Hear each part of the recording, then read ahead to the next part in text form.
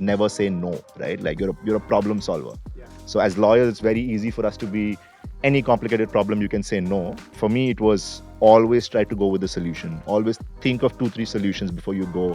So don't take the easy way out. Always go deep and find a solve.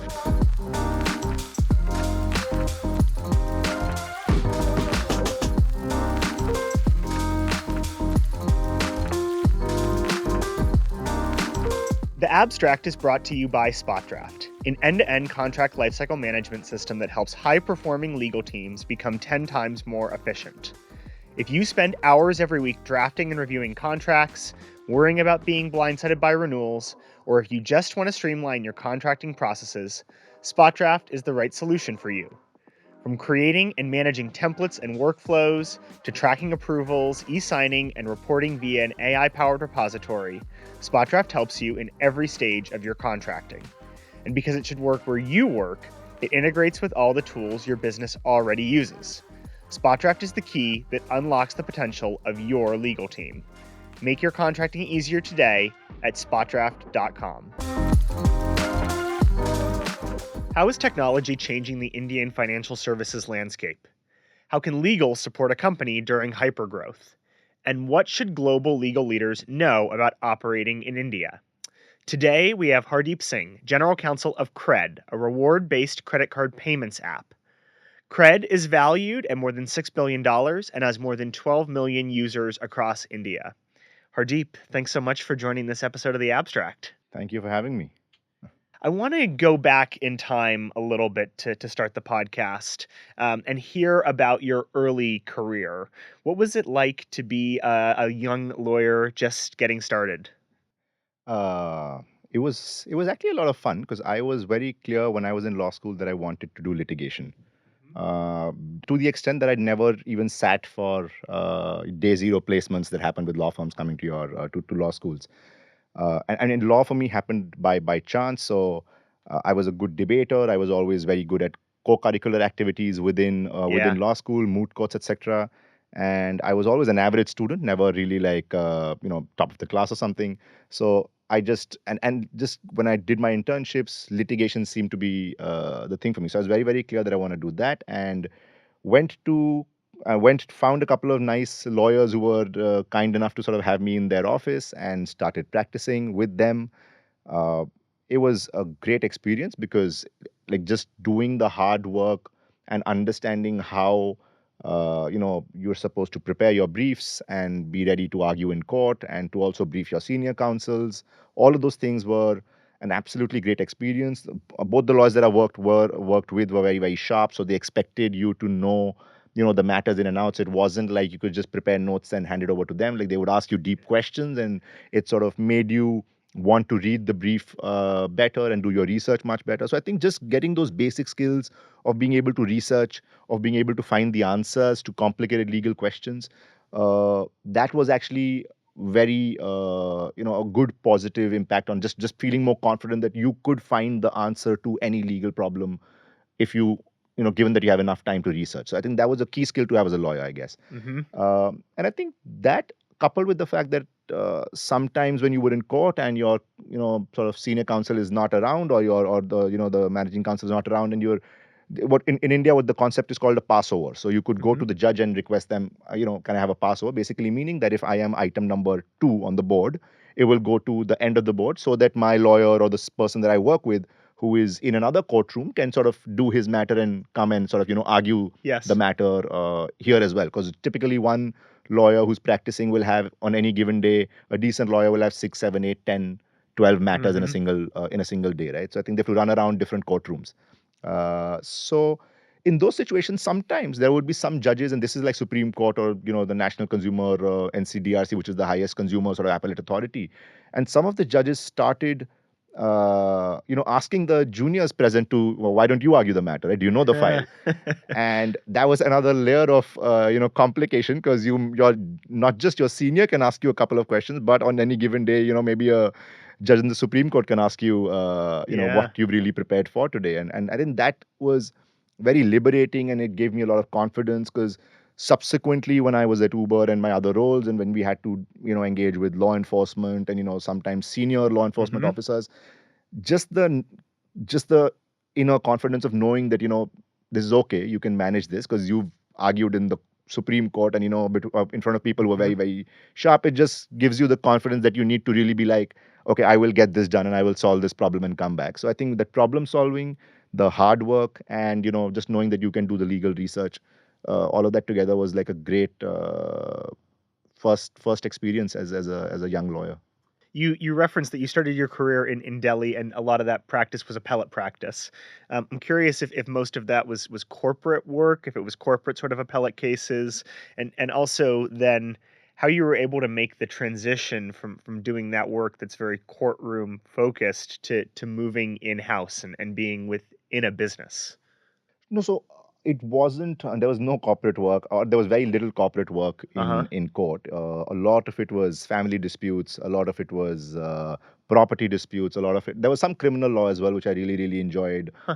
Yeah. There were so typical. So no, like it wasn't like the lawyer that I was working with was like a very only corporate matters. I think as and even at the time he was perhaps exactly as old as I am right now, 33, 34, right? So you don't really choose the matters that come to you. At that stage, you're just trying to do as much work as possible to expand your horizons, again, as much as possible. So I think there was a lot of variety of work, but primarily nothing to do with corporate law. Yeah. So and but I was lucky with the transition, because when the transition happened for me from litigation, from just like an arguing counsel in court to heading to Uber, it was I was actually supposed to do or help Uber with their litigation across the country. So Hmm. it was a great, it was actually, I was one of the lucky people who found an inroad into an in house role where I could still do what I really enjoyed a lot. And that was actually the reason why I took the jump, because I was Uh huh. very, very conflicted internally. And I mean, when you're 23 and you're graduating, going in house is not an option. Yeah. At the time, in-house roles were, I mean, the traditional in-house roles that were there in like the legacy industries were always like, lawyers are paper pushers, especially in-house. They're supposed to take the files and send it outside, and the external Hmm. counsel or the law firm will actually do the work. So the concept of an in-house counsel becoming what it is now, where in-house, where a lot of top partners want to move in-house. In-house lawyers are actually solving very very complicated problems, working very closely with founders, CEOs, have a say in decision making, in strategizing, all of those things. So that role was still developing. So as a 23-year-old, when you're graduating from law school, you're also sort of unaware of what is happening around the world. I mean, at least I was. And so in-house wasn't an option. So when the whole thing with Uber was happening, I was like, okay, this is seems very interesting because it's a great company. I'd used the product, and I really, really loved the product. And I mean, Uber was sending, very nice limousine service in Delhi as well at the time. Yeah. So I was very fascinated that, this is like sounds like a very cool concept. And then somebody who referred me was a very close friend, and a bunch, and it was a litigation specific role where Hmm. the role was to work with in different high courts. So that was very interesting for me actually, that I will get a chance to learn how different high courts function, how different senior counsels all over the country function. Because right now, if you're a litigating lawyer, your only scope is Delhi, and while Delhi is a huge market in terms of litigation, just the getting out there, learning a lot more was very very interesting. So that is how the switch happened. Yes. And one thing led to another, and then you start, once you're in a place, you do a bunch of different things. And I started picking up some corporate lessons and learning how a contract is drafted actually from scratch. Yeah. So all of those things started happening. You joined Uber at a moment of real growth for the business. It was taking off in India, taking off globally as well. I'm sure you also had the ability to help the business navigate maybe some moments of sort of controversy or crisis too. What are some of the lessons that you learned while you were at Uber that you continue to apply today at CRED in your legal leadership and day-to-day work? No, so Uber was, I mean, I think it was one of the best experiences I could have asked for. We had a great team. When I say team, I don't just mean the legal team. I think just the everybody on the ground was very extremely sharp people, extremely Yeah. motivated. They genuinely believed that what we are doing is going to make a difference. Because I mean, I'm not sure how it is in the US or the Western world, but in India, public transport was an actual problem, Hmm. right? At the time, it was either buses, which were unfortunately not very well maintained, or you have to take the auto, which is a great sort of workhorse, but Yeah. it's not as safe, and it's not as it's when it's hot, it's really hot, and in Bangalore's great weather, but Delhi, you should come to. I mean, if you've been to Delhi and other places, it's not conducive to being in an auto. I've been there when Uh, it's about 90 degrees Fahrenheit and pouring rain, and yeah, being in an auto is a slightly uncomfortable experience, even if exactly. it's very convenient. No, so for Bangalore, it's actually brilliant because now I use an Yeah, auto very regularly, yeah, and I actually love it because it's nice and breezy and windy, and sometimes it just lifts up your mood. But in Delhi, when it's 45, I mean yeah, 45 degrees Celsius, I don't know yeah. what it is in Fahrenheit, but it's very very hot. Yes, that's In about right. those, yeah, so it's in those situations you don't want to be in an auto. So I think they were really solving a problem, and I think a lot of the people believed that what we are doing is actually going to make our cities better. Uh-huh. So that mission was inside every individual, and I think that coupled with really really sharp people, very very focused. Uh, I mean, that just was a perfect recipe for building a high growth, great company. Mm-hmm. I think there were a few values at Uber that I personally learned a lot from, Yeah. and then I of course learned a lot from my then manager, and then I learned a lot from my team, and these were it was a crash course in just learning, right? Like every single day would be something very very interesting. Our team, so there were a few, for example, the culture at Uber was, that one value which is called meritocracy and toe stepping, right? So very very interesting that you can actually be comfortable speaking up to anybody, right? And if you think you have a valid point to make, don't worry about stepping on Tyler's toes, because Yeah. if you have a valid point, it has to come through, and the meritorious idea wins always. So that was a very very interesting thought, and I mean, I took it to heart. Like, there's a very funny instance at the time I just joined. It was like a month or two into my role, and somehow both the people who were sort of in the legal team at the time were not in office, and there was an email chain that gets started regarding some auto rickshaw issues, etc., etc. Uh-huh. And there are a bunch of senior people in the team, not just from India, from all global offices marked over there, and I am the only Indian lawyer who's on that thread. And I just responded like, to that thread, not thinking, because I'm like, okay, this is a meritocracy and toe stepping organization. So if I have a good idea, I Yeah. should just send it through. And turns out it wasn't that great an idea. And my manager's like, it's a Pump good the value, but calm brakes. down, learn, be patient. You don't have to just like instantly, have an opinion and everything. Just learn and take it in. So that was actually the one key learning. That's a really good transition to talking about your experience at CRED and making the transition to being general counsel for the first time. Tell us a little bit first, though, about CRED. What's the business? What are you building? Because it's pretty cool. CRED is a very cool concept, right? And the concept is that when you're a bad actor, you're penalized for it at multiple places, right? So if you don't pay your loan back on time, you're penalized because your bureau score gets impacted, and then Uh you're huh. again penalized because the next loan will be at a higher rate of interest. And in countries where credit score is very very important, like the US, right? You'll Mm-hmm. perhaps not get a house on rent because Yeah. Hardeep's credit score is not that good, and he's not a reliable character basically, right? So what we're trying to solve was, if bad actors get penalized, why can't we develop a system where good actors get rewarded, Yep. right? And that was the whole fundamental premise of the app.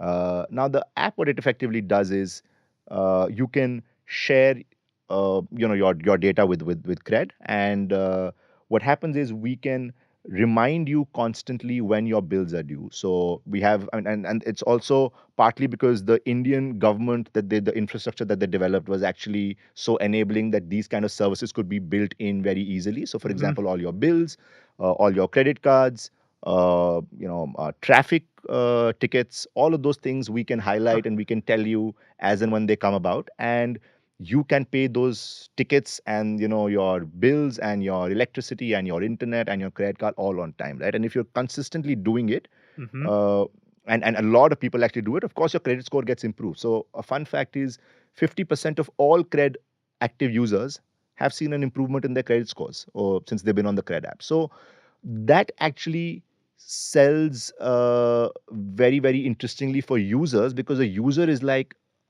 if and especially if you're a multi-carded user, Uh huh. when I say you have multiple cards, it's actually very difficult to manage, when is your reminders or when what card is due. So you have one app that shows all of your statements, that shows when your bills are due, that can also help you pay very, very fast, and just sort of solves this key headache for for individuals. So I think that is the core concept. Now around that, we realize that these are people who also have financial needs. Mm-hmm. These are people who also need personal loans. These are people who also need insurance policies for their vehicles and a bunch of different things. And we started partnering with key players in the ecosystem. So big banks, key insurance companies, and said, okay, we have this cool group of very good people who are actually paying their bills on time. They're actually very conscious. Look Mm-hmm. at their credit scores are improving, all of those things. And and a lot of banks and insurance companies are actually very excited to partner with us. So now we have this partnership where we have become a platform for the good behaviors, the good well behaved Right. people on one side. And then, as and when they need a financial product, they can leverage the platform and get a great deal on either a personal loan or on an insurance, or for that matter, a D2C brand. Like we're a great exploration area for D2C brands in the country, because they want to sell to people who have disposable income, people who are spending on credit cards. Mm-hmm. So that concept has really taken off, and we have this internal thing called it pays to be good, right? And that is the tagline for CRED. Like, it pays to be good. You can constantly do good behavior, and it will add value to you, and it will add value to your profile, and just eventually lead to tangible benefits. I think we need something like this in the United States. I mean, you of course you could set up auto pay, but I have Google Calendar reminders for when different cards are Exactly, due, and exactly. that's fantastic. This was your first role as a team leader or as the general counsel. I'm curious if the learning curve was particularly steep. Oh man, it was yes. I always talk about it now because I'm on the other side of it. It was, I think, more steep than I would have if I would have known that this is going to be as steep as this. I would perhaps not have taken the role up. Or ask for a little more equity or Maybe yes. No, but I think that ways CRED is very fair. I think the idea for Kunal has always been that every single employee has to be a shareholder. Uh-huh. So every single employee of CRED is a shareholder in CRED, which I think is a great way to get them to buy into the Yes. overall concept. And I firmly believe, I think the amount of because as people we're all looking for what is it called, unequal outcomes, or Yes. maybe Uh-huh. if that's the Yeah. right way to say it, right? So you're Asymmetric, I think would asymmetric. be the That's way. the right Yeah. word. Yeah, Uh-huh. asymmetric outcomes, right? And I think as a salaried person, there's no real chance of an asymmetric outcome. But Yeah. if you add ESOPs or shares in that or RSUs for that matter. I mean, I was also at Uber, which was also Yeah. I was a shareholder there as well. That actually adds a lot more, in my opinion, skin in the game, Mhm. right? And that, I think, is very, very key, especially if you're working at a place where you're going to be doing 12, 13, 14, 15, 18 hours days, and working on weekends, etc. as well. So I think so I wouldn't complain on that, but just the learning curve was massive. It was initial days. I remember I was actually very anxious. I was actually uh, unable to go to bed because there were so many things in my mind, and you'd just be like wondering whether I'm doing the right thing, because Kunal is a celebrated second time founder in the country. He's very well known, massive Twitter following. Like, he's like, sometimes when I'm at the airport with him, people come and want to take selfies with him, right? And they ask me to take pictures with him, and he also doesn't like it. Sometimes people within the team want, like, younger people, when they join, their company, when they want to take a selfie with him. So Yeah. it's sort of a celeb status. So and when I was, I mean, because now I've been with the company for a few years, I'm sort of, it's okay to just sort of have Kunal hanging around you and just this thing. But initially, I was also slightly in awe of working with Kunal Shah, and I think he has a very, very good insight on people. He has a very, he's a very deep thinker. So everything that you say to him will be questioned, right? And he will ask you to break it down into smaller ideas or finer principles.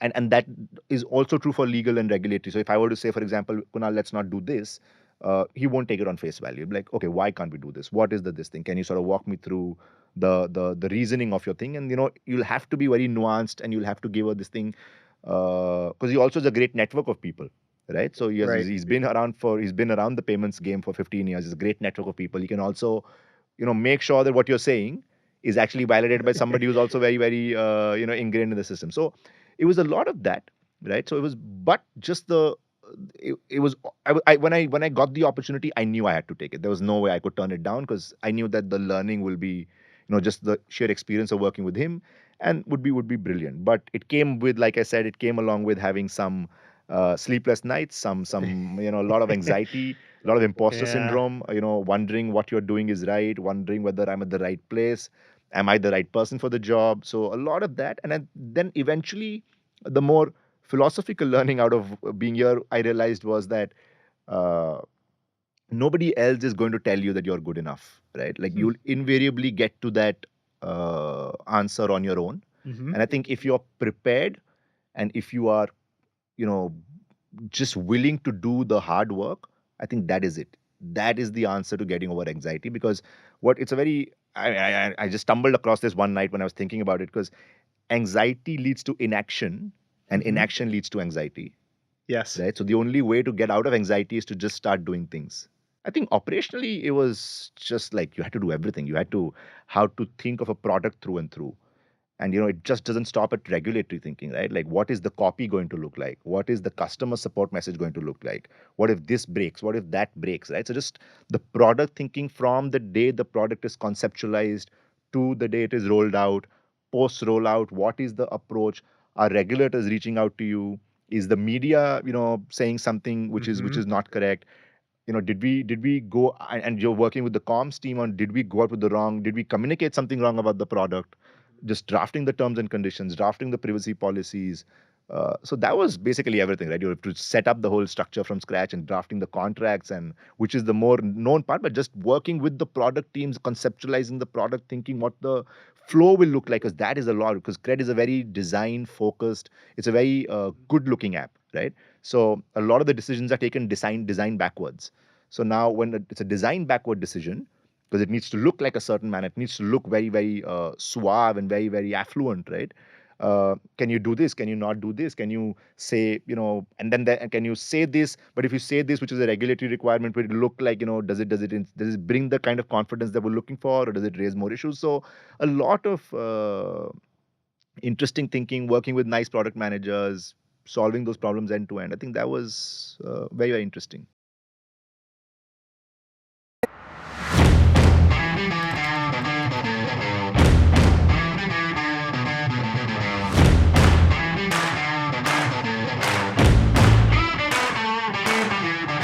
I would describe Spot Draft as being super nimble. Our team had less work to do and really could focus on the big ticket items. So I think overall, it just helped legal become seamless and work in collaboration with the other teams. I think one word to describe Spot Draft, I would say innovative.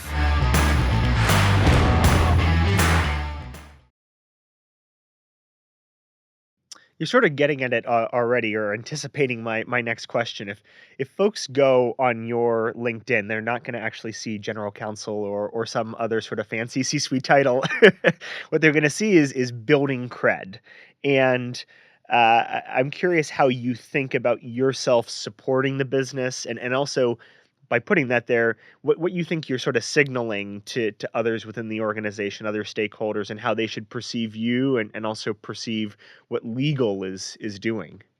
No, so I think yeah, the I think so. I think there's a actually, if you've read the book and the Hard Thing About Hard Things, Yeah, Ben it Horowitz. also, Yeah, yeah, exactly, yeah. right. It also talks about how at a younger stage it's always good to not have titles, right? Because a title can act as a vanity metric, right? Because and it actually is a great, in my opinion, and I mean everybody sort of, it suits each other, to each its own, or his or her own. But if you have a title, I've noticed you could have people who are focused upon when is my next promotion coming and when is that title going from, senior vice president to vice president to Yeah. director to, and it's, I mean, how many vice presidents do banks have? Like, I think there are some 300 vice presidents. There was some Twitter, this thing about how there are some, X number of vice presidents at like a massive MNC bank, right? So I think the idea for me always was that you always have to try and do something which is interesting, where you're learning, and start being more accountable to yourself and what you're doing, right? So I think the two big, and when I was thinking about this and it just so happened that CRED made me think about it because there was no designation, and I was very okay with it. It was never a question for me because I was like, right now I don't need a designation. I'm the only lawyer, so I can call myself if I'm meeting like some key C-suite person at somewhere, I will be the general counsel. And if I'm meeting, if I have to go to meet the police, I will be like, I'm the junior most person in the team. I don't know what is happening. I will come back to you tomorrow with an answer. Right? So it gives you the flexibility to to change the narrative, Yeah. right? Depending on who you're meeting, and eventually it is an outward facing thing, right? And in my this thing, everything that is an outward facing concept is sort of like it's sort of just to make yourself feel good that I am the general counsel, or I am so and so, or maybe for that matter I make this much money. That is also a sort of metric people tell themselves, because that's a most objective way of comparing myself to a person, right? So I think for me the whole thing became about, okay, if I let go of this crutch, so to say, Right. can I stand on just my own 2 feet and be like, I don't care what my title is. I don't want to put it on LinkedIn. Let's see if I can do something and be honest to my work, so that tomorrow when somebody wants to reach out to me, or when somebody thinks they're looking for sharp people to work with, or somebody's looking to call, on somebody, you're looking to call somebody on the abstract podcast, that you can think Yeah. of Hardeep looks like a smart guy. I'd perhaps want to speak to him, right? So I think that became a challenge. Uh, and it became very, very liberating, because now I mean, it's just, you have to do your own thing, and you have to tell yourself what you're doing, and you have to hold yourself accountable to the work that you're doing, and just try to improve that every day, as opposed to hoping and thinking about other things, that is my title changing or something like that. So I think that is very interesting. I also think for a company, and going back to the hard thing about hard things, what Ben Horowitz says, uh, it also is a great marker for the kind of people you're bringing through the door, right? Like, is Hardeep more worried about his title? Yep. And especially when you're hiring as a startup, right? When you're hiring the first 20 people in the company, uh, do you want to hire people who are coming in thinking about what it's going to look to the outer world? Like, I am joining this cool startup. It should have this title because it will look good on my LinkedIn. Or are you bringing in people who are like, I don't care about all of that. I want to come and solve a great problem. I love the concept. I'm here to, go into the bunkers with you and sort of kill it, right? So I think it's a great, great way to filter people. And one key learning that I think I missed to mention from Uber was on hiring, Uh-huh. right? Uber had this thing called A's hire A's and B's hire C's, right? And if you hire a B, one, you are not an A, because Uh-huh. A's always hire A's. So Uh-huh. you're clearly a B because you've hired a B. But the problem is B's can also hire C's. So that is a downward slope that you don't want to be on, especially if you're putting together a fast pace, like a fast company, right? So that is something that I just have, like, that is the philosophy for me, right? Like, come in, don't worry about titles, make sure you're doing good work. Always try to move towards the next big problem and get somebody really, really sharp, most likely sharper than you, to come and solve the problem that you're solving, Yeah. so that nobody else worries when you're trying to solve the next problem. So I think all of those things were like, and this, designations just become a sort of a, they block that, right? Because they get perhaps the wrong kind of people through the door. I love that. A key aspect of building CRED has been the sort of M&A strategy that you've embarked on as a business. I'm curious to hear a little bit about some of those acquisitions, and also maybe some lessons that you've learned, since you've done quite a few, that others who maybe are embarking on their first adventure in M&A might be able to pick up from you. No, I mean, I myself did a lot of all my first M&As while at CRED. So that was again, one of the things that were very, very steep learning curve. But we actually, and again, I learned a lot from some of the people who are at CRED, who are very, very sharp. They've, done massive deals, and just to sort of work with them was absolutely brilliant. And the one key thing that we looked at, or I understood, was that M&A is not just about acquiring a company, right? An M&A is a way of doing so many different things, right? You could scale up a product, you could launch a new product, you could go to a new target audience, right? So you can either build yourself and go to a target audience, or you can buy someone who's working with that target audience and sort of let them continue the good work that they're doing, right? Sometimes it's a great way to get smart people through the door. So if it's like a small company and they really want to do their own thing, so you pitch the M&A to them, in the way that, you continue doing the same thing, just do it along with us, right? Yes. So it's an M&A can be so many different things depending on the situation that you are in and what you're going to solve for. So I think that was a key learning for me. Uh, and I think we've CRED has done. We acquired a company. We've done all of these parts in different, because we acquired a small company to just bring, because the founder there was super sharp, and we thought he is somebody who should definitely be working, within CRED. So we were like, okay, what will it take to make this happen? And then, they have some asks, and you have some things on your in your mind, and you make sure that you sit down, communicate well, and get the deal done. And then we've acquired businesses, because these were just like massive businesses in their own right? We acquired a sort of a corporate cards company that was doing really well. And then we went and also very recently it's come out, we've acquired this company called Kuera, which is in the investment space. So they've also been doing a lot of great work on their in their own this thing. And for us, it was just about getting the right people through the door and making sure, we when we see someone who's sharp and building for the for a target audience that is similar to ours, why not have them come and use their resources and let them use our resources? So I think that became the strategy. I think in terms of just doing the M&A, I think one mistake that I think we've made is, or something that you learn from, is that structure the deal right up front, right? I think the first thing you really have to close is basically that, just have the structure very, very clear, build it out, talk to people, align everyone, because it's very difficult to change the structure of a deal that you're planning to do midway through negotiations, because then whatever you've discussed effectively, sort of it gets wiped out. So I think that was one. The other key thing, I mean, there are a few other things, small things that we also sort of learned, but I think this was the one big learning, which is that, structure the deal right up front. I think the second is communication. As an in-house counsel, your role is not to, or should not be, to get into the weeds on what is happening in that diligence. What is that one contract that is there on page number 385 of that report doing, right? I think as an in-house counsel, you are much closer to the product and your business, and therefore your job should be, I mean, if you have a large enough team, then great. I'm talking about from a vantage point of having a small team, right? So with us in a small team, I don't want my team to be focused on the diligence. I want them to be thinking about what the product is going to look like, and Yes. and what is it that you really want from the other side, right? And make sure that doesn't get lost in translation between their lawyers and my lawyers, and their product teams and our product team. So as a person who understands the law and understands the product, because as in-house counsel, understanding business is absolutely key.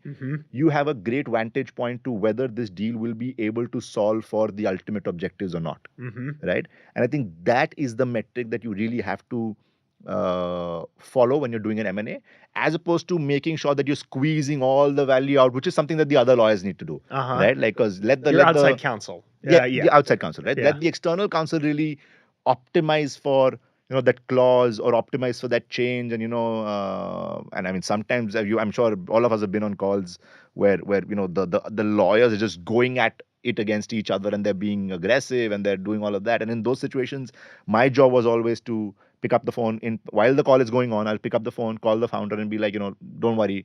Yeah. This is our understanding. Let them play their, let them do their routine, Yeah. right? And then this is my commitment. We'll solve this for you in this manner or something. So basically, to just earn the trust, remember you're getting someone through the door to work with you. So don't over optimize for smaller things, and leave some value on the table, so that that value can grow, and you can sort of you feel happy about the deal, as opposed to going back thinking after the negotiation that I got squeezed, or I should have just asked for that one more thing. That is not a great place to start a new relationship at, is in my opinion. So I think those are some key learnings. I know that managing an evolving regulatory environment is a big part of setting CRED up for the growth that you've seen and will continue to see. Can you talk us through maybe some of the novel legal questions that you're encountering as you navigate the regulatory landscape here in India?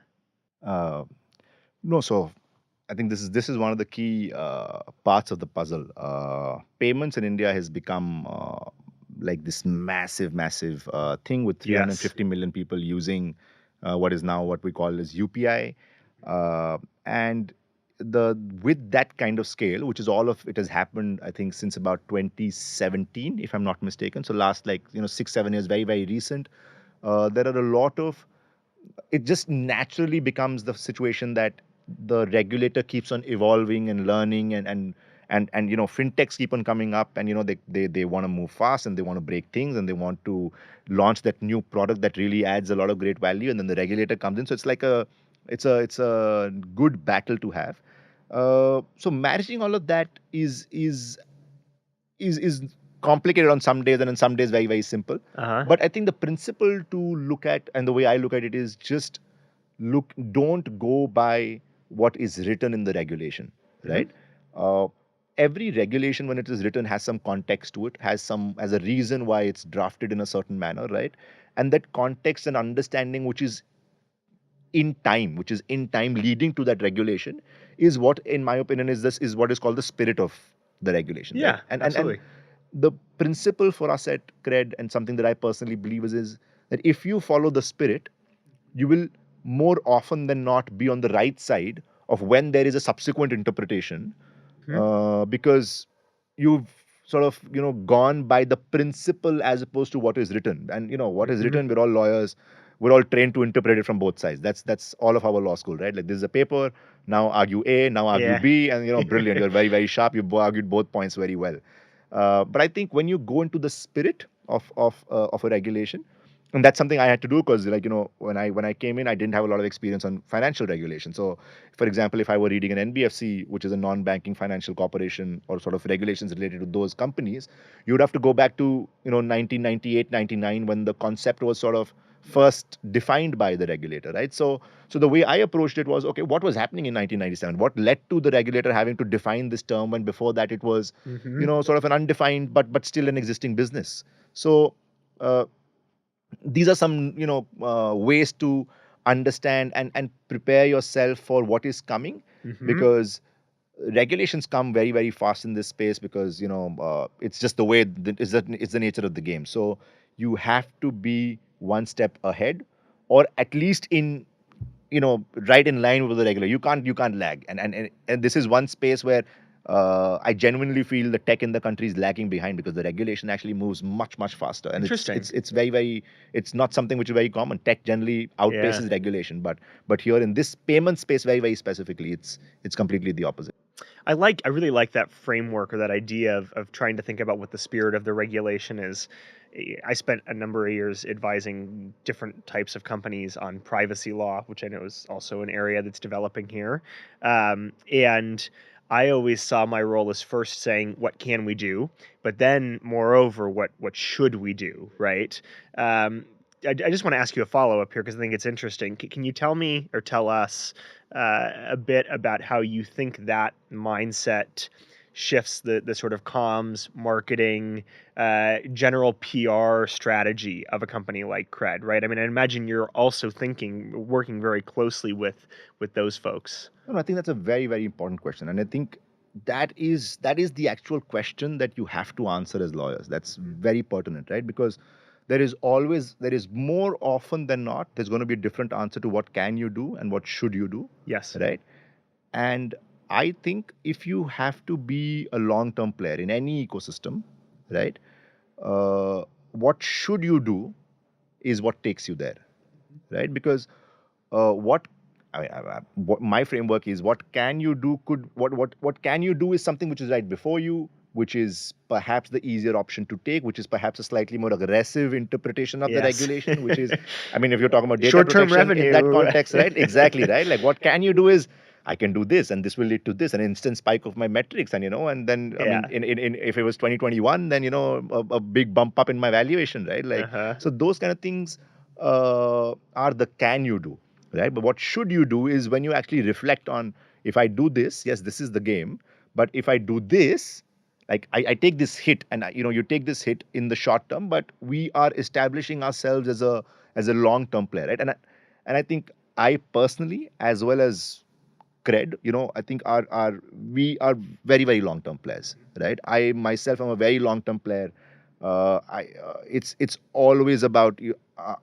And as a person, you can be a long-term player by just you're being being a man of your word, Sure. right? Like you just if I don't need a document to prove what I've said. I know I said something, and I know today I don't want to do this, but because I've committed, we will do this. Uh-huh. And as a company, that is a very similar value because you should do what is right, and sometimes what is right is not good for the revenue or not good, but I think as responsible people, you building shareholder value for the long term, right? You Yes. have to think of some of these things in a very long term. This thing, and if you build that framework, it becomes very simple actually. So I think what you said was very very pertinent. What should you do is more often than not what you should be doing.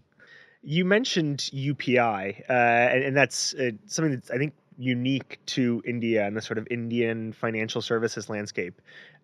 Just for maybe our international listeners, can tell us a little bit more about UPI and how it factors into what CRED is building, and also how you think that benefits Indian consumers? So UPI is a big innovation, right? And I mentioned the scale, right? We have 350 million people using UPI today in the country. I think we did in December, and when I say we, I mean like the whole UPI ecosystem did, I think, 12 billion transactions in a month. And I'm guessing I was some trillions of INR, so it's definitely like billions and billions of dollars of money moved through the UPI rails. What is UPI is because you have a few global listeners, so I'm just sort of trying to break down the concept. It's Yeah. effectively Venmo plus plus, right? So the way I understand it, I think if you're in the US, if you have Venmo and I have Venmo, you can only transfer money from Venmo account to a Venmo account. Is Yes, that the way it exactly. works, right? And the banks have gotten together and they have this thing called Zelle. And so you can transfer money instantaneously or at least very quickly from, say, Bank of America to someone else's Wells Fargo account. Okay, so that Yeah. in the latter part is what UPI is, because Ah, UPI is effectively your bank account in itself being the wallet, right? So you interesting. don't need to put money from. So earlier in India, there was the concept of wallets, which was sort of the Paytm wallet, which was one of the largest use cases where you would take money from your bank account, put it to a wallet, and then that wallet could be spent at multiple places. Ah, yeah. But the merchant on the receiving end has to have a Paytm wallet, right? And Yes. Tyler on the other side has to have a Paytm wallet to receive that money. Yep. And then the government went one step ahead and said, why do you need to have it to a specific wallet? Why can't we make this instant movement of money interoperable across all platforms? Huh. So they built the underlying rails and said these rails are, this public infrastructure. The government built The it. government. So it's Very basically interesting. what's called the NPCI, which is a Section 8, which is not a Section 8 company, but NPCI is like this quasi regulator, which is now owned by the banks, which operates this system, has built this network, sets out all the guidelines, works very, very closely with the regulator. So that's how how it's structured. And then so they built the rails, right?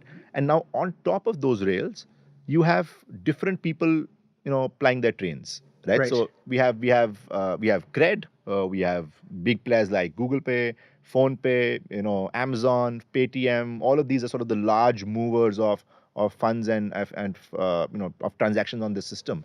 And the best part about it is, I don't need to have the app that Tyler uses, right? Right. I can just use my app. I can search for Tyler's, VPA, we call it the virtual address, or his phone number, and then transfer money to you. And it will happen even though we're not using the same app. And the same way, the QR codes that are put up at the merchants, right? For example, if Google has gone and put a QR code at the merchant, you can use the CRED app to scan and pay, right? So it's completely interoperable. Basically, consumer first, instant settlement, delivered to you on a plate by the government. So it's quite fascinating, and with 350 million people, and something which is constantly innovating, because there are massive. So this is like right now what we're talking about is the smartphone based QR scanning process, and now we know that the government is coming up with new concepts on 123 UPI, which is basically for feature phones, right? So people who don't use smartphones can actually dial a number and pick up the phone and make a UPI transaction.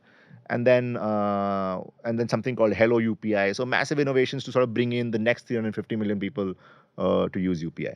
So that's the concept of UPI. But to come back, sorry, to the question Very interesting. on what we are doing and sort of how the whole is very beneficial for the system, I think it leaves a lot of India was actually cash first economy, Mm-hmm. right? And when you're a cash first economy, what Hardeep is doing in terms of, and if I'm don't have a credit score, and if I'm dealing always in cash, I cannot be eligible for a loan, and I cannot really Right. scale up my business, etc. Because I am unfortunately, in a tier 6 town where those resources are not that easy to come, right? Hmm. So I think the concept was that with the ad, with the internet that was very cheap in India, and the data being very very easily available, and I think there was a lot of effort put in by the government to get all the pieces together with cheap data, cheaper smartphones, and then having this UPI system, etc. Because now what is happening is so many people, for example, in Bangalore, I'm sure you've used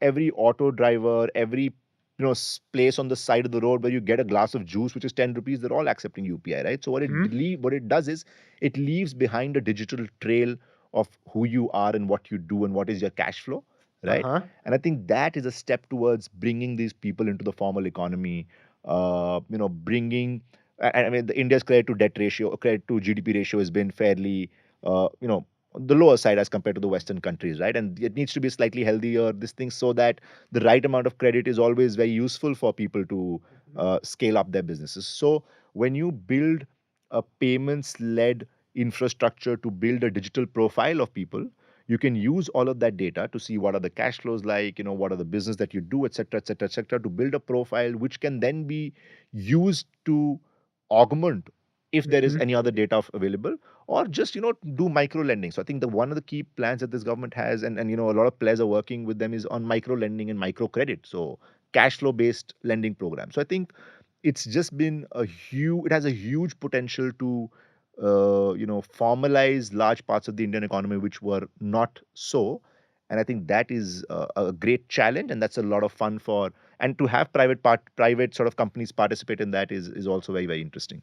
You mentioned some large companies, American-based companies, but large companies that are involved or leveraging this, Google, Amazon. I'm curious more broadly, as you've worked with global businesses and global partners, uh, for those listeners who are international who might be thinking about, hey, how do I partner with Indian businesses, or maybe how do I expand or grow my business into the Indian economy? Do you have sort of general advice for those folks? I know it's a little bit of a tough question, but even mistakes that you've seen global businesses make here that you'd recommend that others try to avoid. I mean, we just mentioned that word, right? India is not for beginners. So I Yeah. think that is that I think is key. Just remember that, right? India is actually it's a tough place to do business because it's a culturally diverse, and I'm saying it's a tough place to do business for somebody who's not from India, right? Like, Yeah. because it's very culturally diverse. It's a massive mass of land was spread over different and there are geographically very different, culturally very different, language wise very different. I mean, I frankly believe, when I am from Delhi, I now live in Bangalore.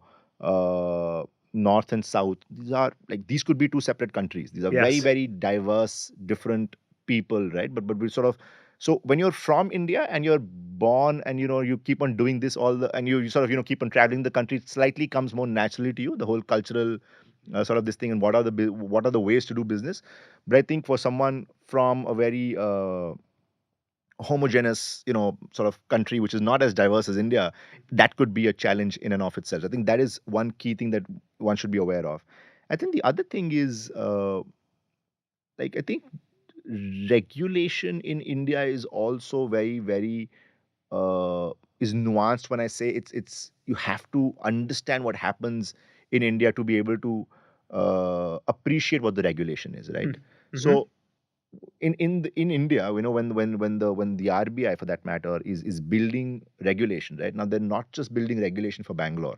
They're Right. also building regulation for a smaller town in some part of the country, in the northeast, for that matter, right? Like, now these are smaller areas where people are not as financially aware as they should be, and hence are susceptible to frauds or some other kinds of things. So when the regulator takes what is perceived to be an aggressive step by the industry, it's very Right. easy to uh, criticize, and it's very easy to say that the regulator doesn't get it. Their job is to not innovate and stifle innovation. And there's a set pattern of things that you can say when the regulator says does certain kind of things. But you have to put yourself in their shoes and be like, they are not just here for the top 10% of the country that you Yes. interact with, right? This is a huge country, and there are huge parts of this country that need this protective regulation from time to time, which sort of keeps everyone's interests taken care of, so to say. So I think that is a very, very important thing as well. Uh, Having said that, like specifically for payments, this is the wild, wild west, Hmm. right? Uh, the speed at which the regulator sort of comes up, analyzes the way they understand the nuance is very, very good. And right, I mean, I think one key global player that entered the Indian space in a certain sector. I won't take names, but they came around with a slightly more aggressive this thing, and they without really taking the prior consents of key government bodies, they started talking about how you could do so and so by using the public infrastructure. And the government didn't like it that much. They're like, if you're don't take us for granted. If you're coming, it's India is one of the places where Google's and Amazon and Facebook and everybody has really done well, and it's a Yes. very fair level playing field for all players, India or otherwise. So, but when you're coming to the country, at least make sure there's a checklist, and make sure you follow the checklist. Don't skip steps. So I think these are a few minor 10,000 feet points to take to be mindful of. Really, really interesting. As we start to wrap up, I've got a couple of questions that I like to ask a lot of our guests. I know you like to read a lot, even listen to some audiobooks now too. And I travel a lot, so I read a lot of books on airplanes. Any books that you would recommend for our listeners, maybe that you've read recently? I'm reading a few books because I've sort of gone away from reading one book at a time to I'm reading the a same few. way. So Yes. yes, you're in So good okay, company. perfect. So yes, because that was also a mental model change, right? Kind of you go from reading one book, which you should open start to finish, to reading multiple books. But I think I kind of like this because you're in a different mind space on a given day, and you Yes, can pick up that kind of book. But I exactly. think right now I'm reading. I'm actually this one's kept here. I'm reading Atomic Habits, Oh yeah, James Clear. It's something that is it I've good? always wanted to read, and I'm trying to get more physically in shape in life. So I'm trying to sort Uh-huh. of learn and see how can you build more or build better habits. I think the other book I'm reading is Siddhartha, which is on Buddha by Hmm. Hermann Hesse. It was recommended to me by someone. I've got through to one part, and it's a fairly deep book which you cannot read every day. It's something that you read a chapter and let it simmer inside you for a couple of weeks, before Mm-hmm. it sort of before it sort of starts enlightening you, so to say. So I think that's another great book. The I also just ordered this one, Chris Dixon, Read, Write, Own, which is I think Hmm. his book on the upcoming Web3 and Web2 and Web3, sort of the interface between the Uh-huh. new internet that is sort of being developed. On audiobook I'm listening to Sovereign Individual, which is also this. That is actually a brilliant book. I think if I would recommend, since we're all in the tech space, if I Uh-huh. were to recommend one book to read, that will be that one. It's a book written in 1998 which talks about the coming of the internet age and how the world will change because of the internet age, and it makes some crazy bold predictions which you can sense in 20 years are 30 years are sort of coming. You can see them come true now. So I think Yeah. just that vision of an author when they're writing back in 98 talking about how the world is going to change because of internet is fascinating. So I think that's a great book to read. What I've read, I'm a cricket fan, Uh-huh. so I finished Wasim Akram's book very recently, which is called Sultan, his autobiography. That was a good light read on the side. Yeah. Just because I've seen him play, just read some of when you're reading, it helps you play back some memories of his game, and he's coming bowling into Indian bowlers, and so that's some. I like reading autobiographies as this thing, especially sports persons. So yeah, that end up sort of reading slightly. It sounds like a lot of books, but I've been trying to read these books for six Eclectic. months It's now. good. Yeah. We will add those recommendations to the show notes so folks can find them. Sovereign Individuals sounds That one, yes, particularly particularly interesting. interesting. Um, I just have one last question for you that I like to ask a lot of our guests. If you could look back on your days, sort of just getting started as a young lawyer in Delhi, what's something that you know now that you wish you'd known then? Uh, I think the first thing I would tell myself would be it's a concept now I call ATOP, which is at your own pace, right? Like, and it's, I mean, one the thing that came to me. So let's everyone's running their race, right? And your job is to make sure you're finishing the race. Don't leave anything midway. If you finish first, that's great, but the job is to finish. And the analogy that I drew, and I was talking to one of my friends, was, when someone comes and tells you, I just ran a marathon, the question that you ask them is not, did you come first? The question Right. we ask them is, oh man, that's awesome. What time did you finish in, right? Because and when someone says I finished in 2 hours, the answer is mind blowing. And someone says 6 hours, I'm like, still mind blowing. Like, finishing a marathon is a massive Yes. thing in and of itself. You don't have to finish it in 3 hours. So I think that someone would have, because when I was young, I was, you have a checklist, you want to do this, accomplish X, Y, Z, by certain time. And I think that for me was, I would tell myself that, just relax. Things will happen at their own pace. Just keep doing what you're doing. The other thing for me personally was, and I'll tell 23-year-old me, or like a younger me, was money is not the goal, right? Money is a great byproduct. It is not the goal. So I think that is something that I realized at some point, fairly early on in life. So I mean, a couple of years back, which I consider fairly early on, because hopefully live till 60. But I think that was a massive moment of just clarity in life, that this is not the goal. It's a good thing to have. There are a lot more important things you want to do in life, and that should be the goal. And once you start on something, finish that, or let other things happen to you on the side. So those are two things that I'll tell myself. That's great advice. This has been such a fantastic conversation. Thank you so much for joining this episode of The Abstract, Hardeep. Thank you so much for having me. And to all of our listeners, thanks so much for listening, and we hope to see you next time. If you enjoyed this episode, I'd recommend that you give my other live interview from Bangalore, India, with Siddharth Manchanda, External General Counsel at Unacademy, a listen. You can also subscribe so you get notified as soon as we post a new episode. And if you liked this one, I'd really love to hear your thoughts, so leave a rating or a comment. If you'd like to reach out to us, our LinkedIn profiles are in the description. See you all next week.